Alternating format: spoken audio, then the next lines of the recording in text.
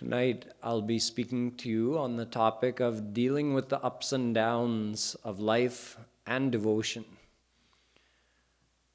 Those from Dallas, you heard a 5-minute introduction to this topic the other night, so I'll be expanding on the same subject. Everybody has to deal with ups and downs. People who aren't following a spiritual path, people who aren't devotees, they at least have their ups and downs in life to deal with. Devotees also have their ups and downs in their material life to deal with. And devotees also have ups and downs in their spiritual life that they have to manage. Let's start with our material life. How to deal with the ups and downs? There are two ways that we do that. One is through knowledge, tattva gyan, and the other is through spiritual progress. We need both. We need understanding to help give us a healthy perspective so that we're not as affected by the ups and downs of material life. And we also need devotional progress. The more attached we become to God, the more impervious we become to the effects of the world. Internally, we become more and more impervious to it. What knowledge do we need?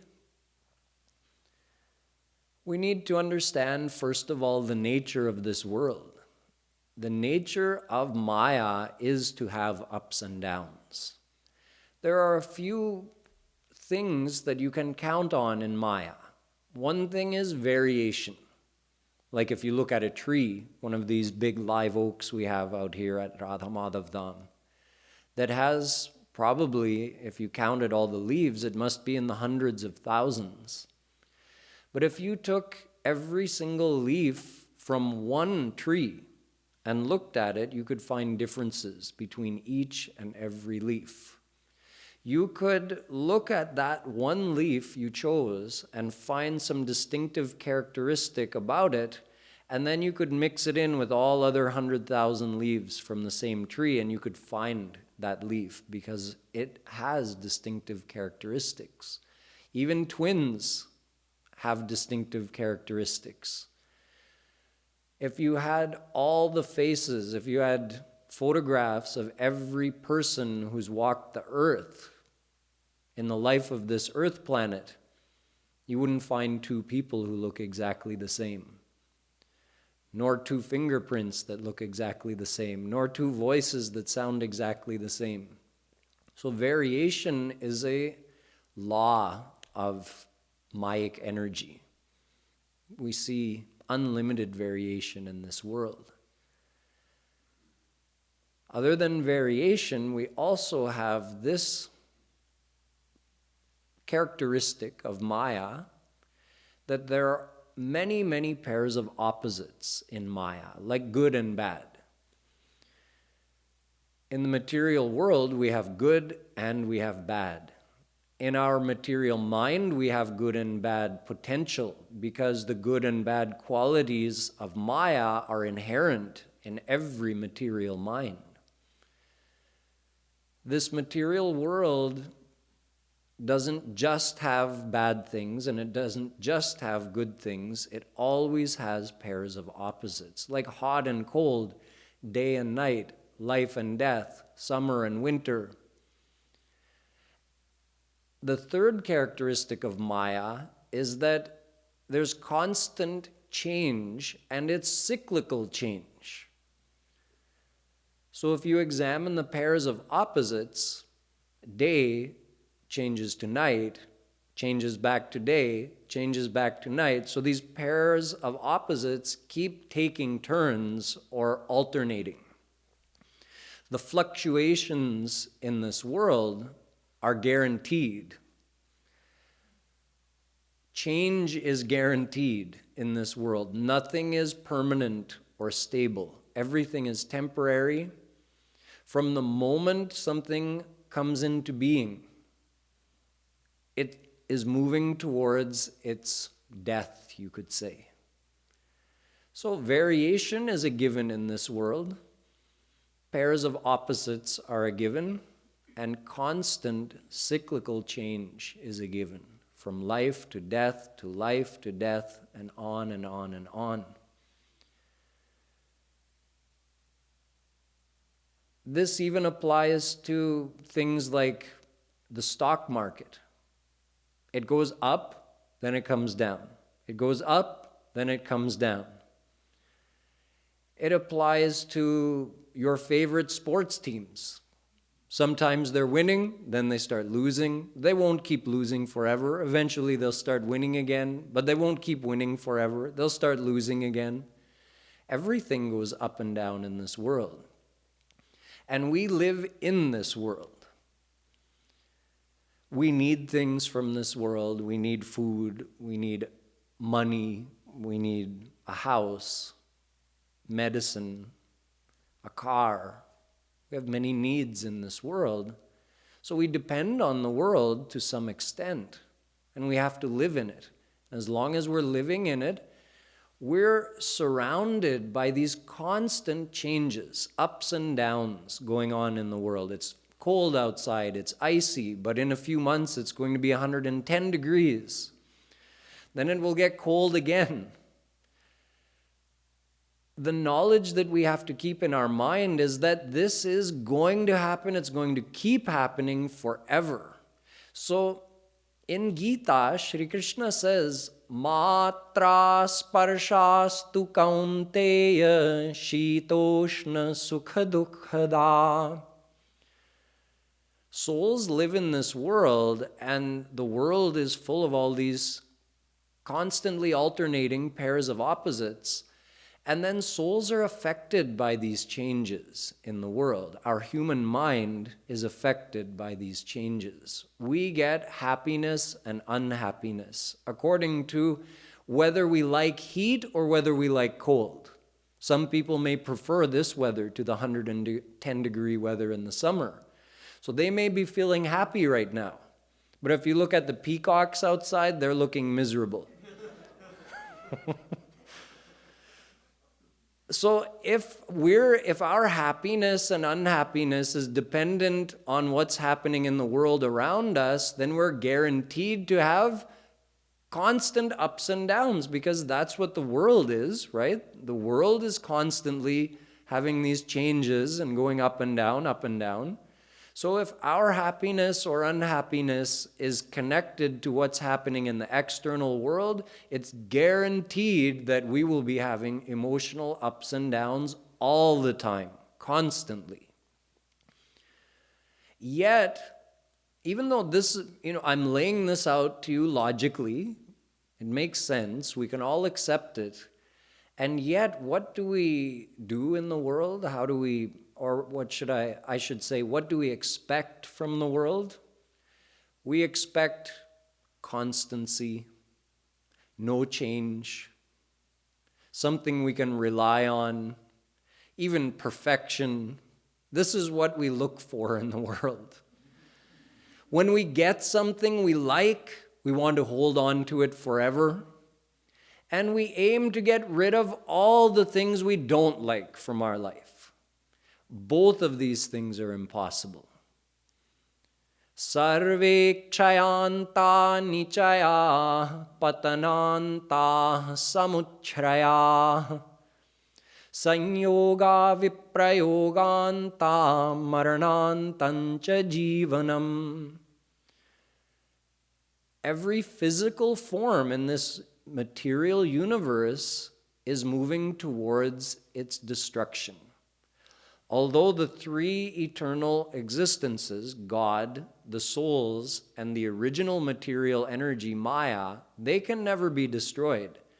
But the physical forms created out of this Mayic energy, those are temporary. And that's the world we live in. We live in this world of Mayic energy, which has taken many physical forms. And we walk around this world and we decide, this thing is mine, that thing is mine. I need to have that to be happy, or I've gotten this and it's making me very happy. And then we want to hold on to it. And yet the nature of that thing is that it had a beginning. It was formed like a sandcastle on the beach, and it's going to get washed away like that sandcastle on the beach. The sand was there before, and it will remain after. But the sandcastle is charnik. It's just there for a moment and then gone. Like a bubble on the water. The water was there before, and it will remain after. That bubble appeared on the water.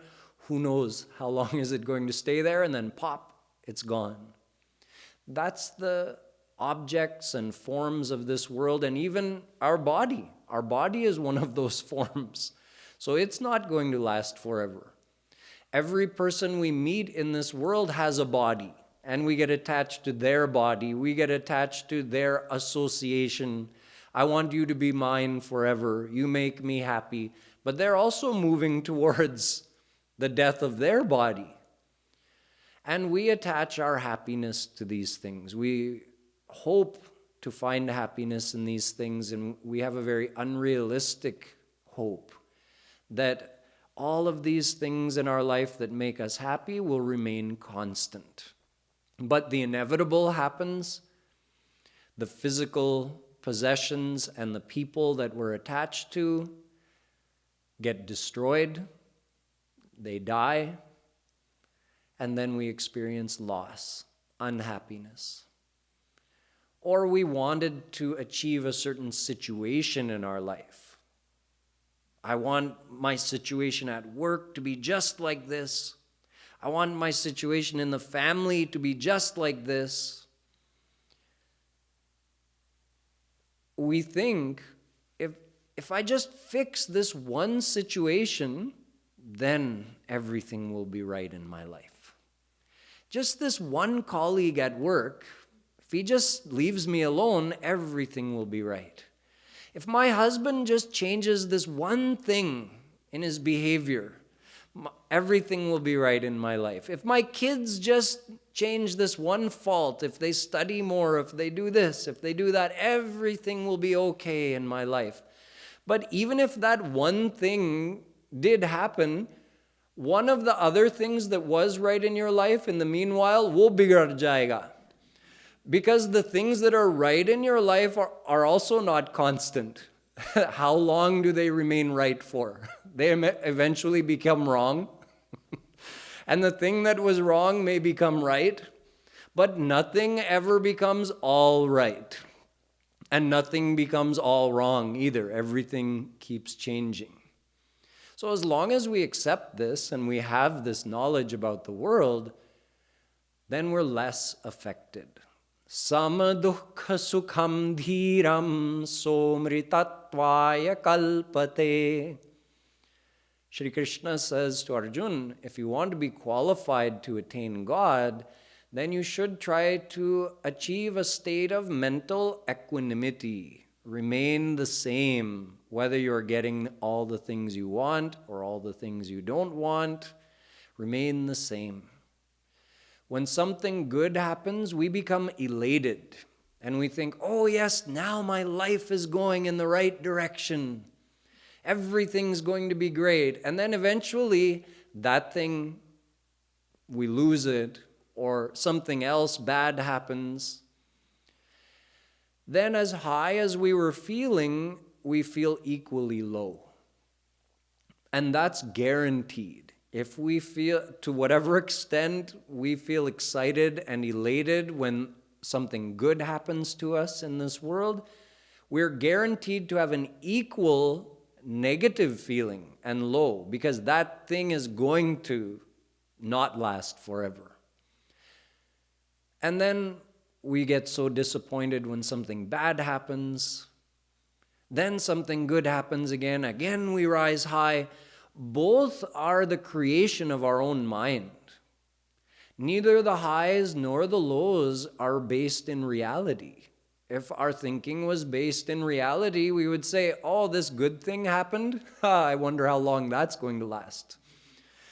And if our thinking was based in reality and something bad happened, we said, yeah, something good will probably happen tomorrow. What's the big deal? That's the world. This is the state Sri Krishna says we should strive to achieve while living in the world. Samatvam yoga uchyate. He says that is called yoga. It's another definition of the word yoga. When you keep your mind in this level-headed state, unaffected by the ups or the downs, then you are in a state of yoga. He calls that samatvam. Sam means the same. The world goes up, your life goes up, but you stay the same. The world goes down, you stay the same. It's up to us to take this knowledge and apply it. Of course, the knowledge could be there in our intellect, but on a deeper level, we still have our attachments to worldly people and things. And even if we have this intellectual knowledge in our mind, due to the depth of our attachment to people and things in the world, when anything happens to them, then we do feel loss. We feel down. So we go down, we get dragged down along with that down period of our life, even though we have the correct knowledge. So it's actually a good measure of our spiritual progress as well. How much we're able to weather those storms that happen in life without being affected, going up and going down. We should notice that. We can't expect perfection from ourselves either. You shouldn't think, oh, I have all this knowledge and then this bad thing happened in my life and I was feeling so disappointed for a few hours or a few days. And then you get more disappointed because you're feeling disappointed, thinking you shouldn't be feeling disappointed. What kind of devotee am I? No, unless you're God realized, you will feel disappointed because you are attached. We all have attachments. The moment we have no attachments, it means we have 100% attachment in Krishna, then we'll be God realized. So we have attachments, thus we are going to have these ups and downs in life, but it should start to level out. So if the graph was looking like this before, it will start to look like this. The ups are also being replaced by the devotional happiness. So don't think that you're becoming like some kind of robot that's unfeeling. You're just grounded in reality now. So you're not fooled by the ups and downs of this world. The world was never meant to make you happy, nor was it meant to make you sad. You only feel happy and sad in proportion to the depth of your attachments to this world. So you created the attachment by believing that there's happiness in the world. Thus, you created your own experience of happiness and unhappiness in the world. So it's not a fact. It's not based in reality. It's based in our own misconception, our own misunderstanding that there is happiness in this world. So now that we understand the world is just the world, it's always a combination of opposites which always keep fluctuating in a cyclical, constant state of change. Once we understand this is the reality of the world, then there's no need to get happy when we get the thing we want or to get unhappy when we don't. And we get our happiness from our spiritual connection to Radha Krishna. And we can measure. We can just know, okay, I'm still feeling this much excitement when this good thing happened to me. Okay, it means I'm better than I was before, but I can still see I'm having some reaction here. When something bad happens to me, someone doesn't appreciate me, points out a fault, even insults me, or I experience some loss in my life, however much down I feel, I can just see, okay, I'm not being affected as much as I was before. So that's a good sign, but I can still see I'm being affected. So I still have more work to do. So we have the knowledge And then the more we practice remembering that knowledge, and the more we practice sadhana, thus increasing our attachment to Radha Krishna, then automatically from within our worldly attachments decrease, and we experience that our mind is becoming more settled in this state of equanimity. Now, even the devotees, those souls who follow a path of devotion, follow the path of bhakti in order to attain God, they're going to be experiencing less up and down in their material life, meaning their reaction to the ups and downs will not be as much. But they also have a spiritual life, their spiritual progress towards God. That also has its ups and downs. So we also have to understand how to deal with those. What perspective should we use to look at those ups and downs? First of all, what causes the ups and downs? Number one, sanskar. We have good sanskars and we have bad sanskars, and they come into our conscious mind and affect us. And they also have a period of duration and intensity. Sanskars don't last forever. They are the result of our previous lifetimes' thoughts. Every time we have a thought, it creates a subtle impression on our mind, which is a subtle, like a computer chip can store a huge amount of information. But that's very gross compared to our mind. The storage capacity of our mind is unlimited. Our mind is so subtle. Every thought we have is stored in our mind in the form of a sanskar. It's like if you expose, although most people don't use photographic paper anymore, everything's electronic. But if you have a photographic paper and it's exposed to light, the image is imprinted on that paper. Something like that, but in a much more subtle way, our mind is exposed to the force of that thought, which also has a quality to it. Was it an evil thought? Was it a normal, selfish thought? Was it a neutral thought, like I should brush my teeth? Was it a greedy thought, like, I really have a taste for ice cream, I want to eat some ice cream right now? Was it a more sattvic thought, I should do something nice for this person? Was it a devotional thought, I should do some sadhana, I want to attain God? Every thought has its own quality, its own intensity, and that is stored in the mind. Then you can say that all the thoughts of the same type obviously are going to create similar sanskars, so those sanskars group together, so to speak, if you're thinking of it three-dimensionally. All sanskars of a similar quality will be grouped together. So you keep strengthening your devotional sanskars by doing sadhana, by thinking devotional thoughts, by feeling your connection with Krishna, remembering him with you. Every one of those thoughts is strengthening those devotional sanskars. It's getting more and more powerful. And when we have normal, selfish thoughts regarding enjoying the world, then every time we indulge in those kind of thoughts, we're strengthening that sanskar in our mind.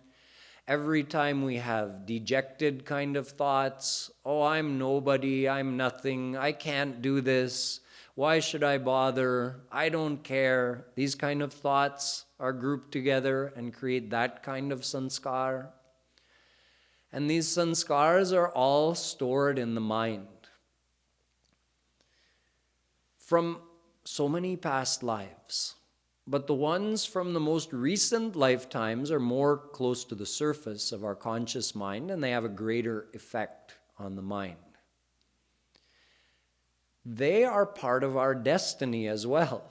Our external life, the physical things that happen to us or don't happen to us in this life, many of them are the result of our past good and bad actions. It's part of our physical destiny or our external destiny.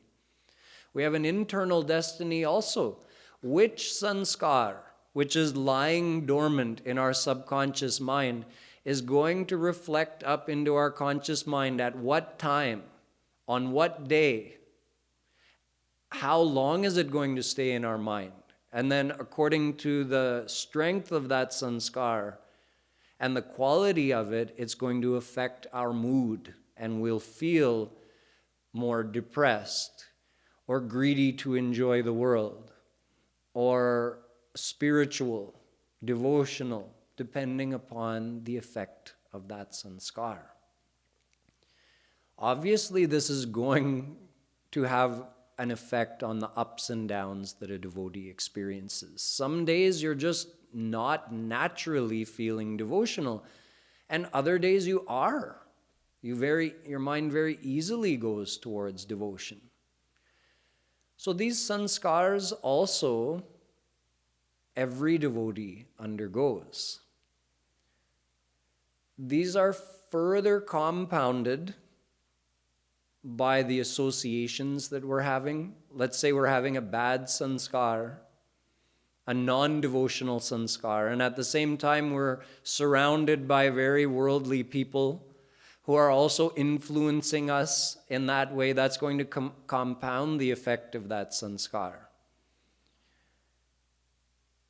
Vice versa is also true. If you're around very devotional people who are influencing you in that way, that can actually help you to deal with that bad sanskar. And if you're having a devotional sanskar, it will help to improve it. Plus, there's our effort, which is apart from the effect of the sanskar. You may have a bad sanskar and still just with your own willpower say, no, I'm going to satsang today. My mind, under the effect of this bad sanskar, does not feel like going to satsang. Arti's starting at 7:30. I don't feel like going. Arti's starting at 6:30 in the morning. I don't feel like going. But you can decide with your own willpower that, no, I'm going to go.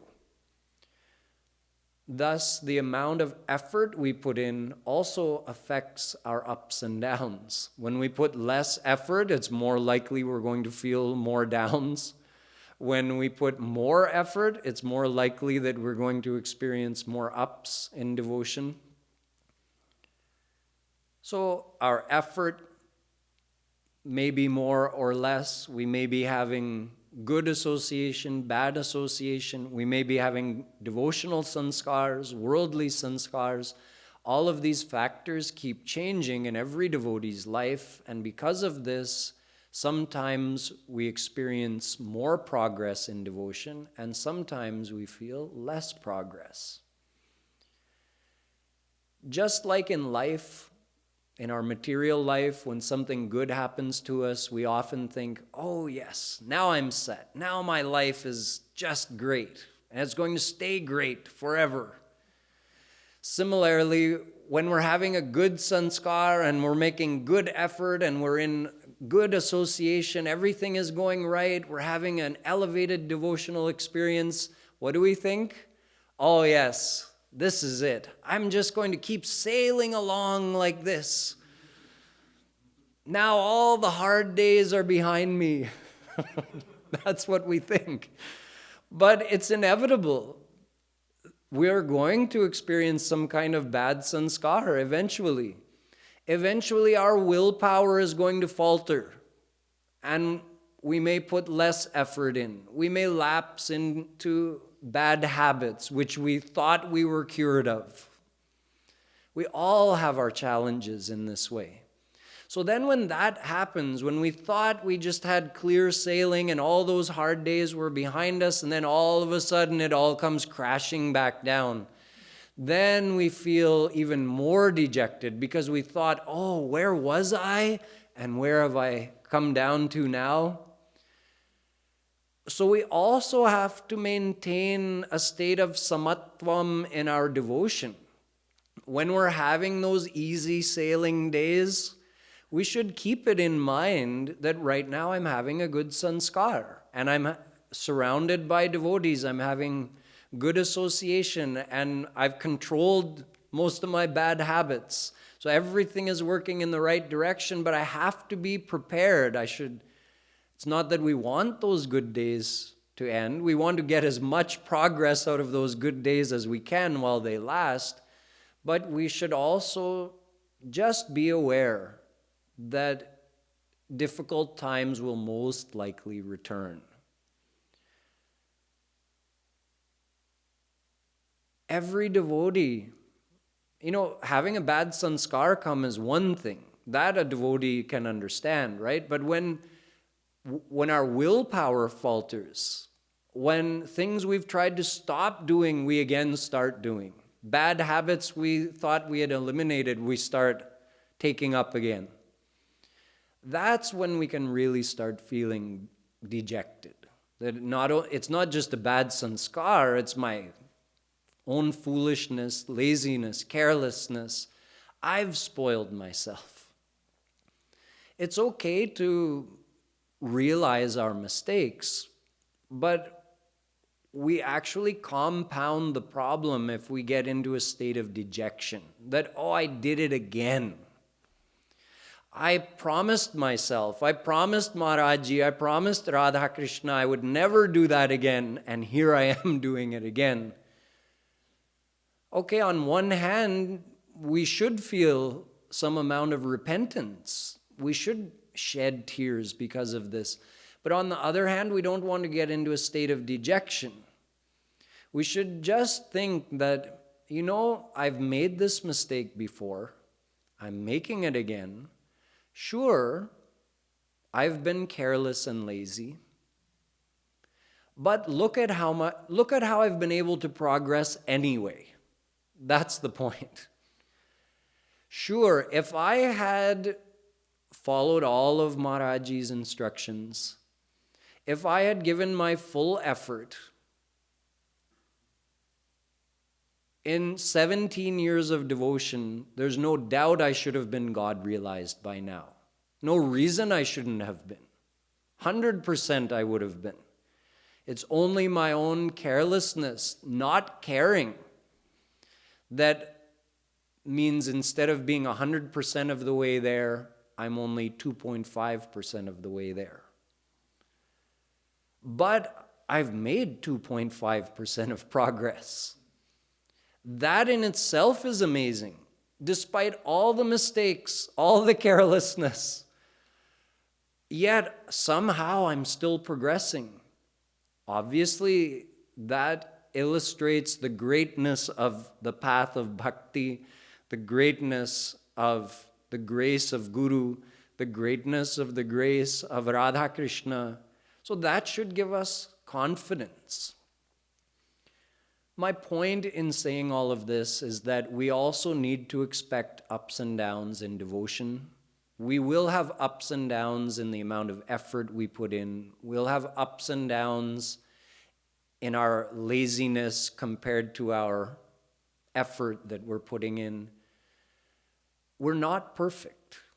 So although we want to strive to be perfect, but we shouldn't compound our feelings when we're feeling down in devotion. We shouldn't compound those feelings by adding more dejection to it. We should just feel, okay, I'm having a bad sanskar, plus I'm being more careless nowadays, but I'm still okay. Despite all of this, I'm still progressing. I will recover. I will, again, make better effort, become less careless, and I will speed up my progress again. Of course, eventually, these ups and downs, you want them to be to level out, meaning it should be like a more smooth progress. Obviously on up, whereas in this world, it's more like this. You never get ahead in this world, okay? You go up and down and up and down. You never get ahead. In devotion, you can get ahead. But instead of having the progress look like that, it's better to have it look like that. So you don't want to get too carried away feeling that, oh yeah, now everything's great, or too dejected thinking, oh, I've ruined it again. Just feel that, it's not a 100-yard dash, it's a marathon. This path, I have a long way to go. So there's going to be ups and downs. I have to have confidence in God and Guru's grace, confidence in this path of bhakti. Look at how much progress I've made and just have confidence that I'm going to keep progressing in this way. And that will actually help us to maintain a more positive outlook, become more dedicated, and overcome our faults and our bad habits. So these are some of my thoughts on how we can deal with the ups and downs of life and devotion. I'm sure you have a lot of your own experiences that you can add to this. So if anyone has any questions or wants to talk about it afterwards, we'll be happy to discuss with you.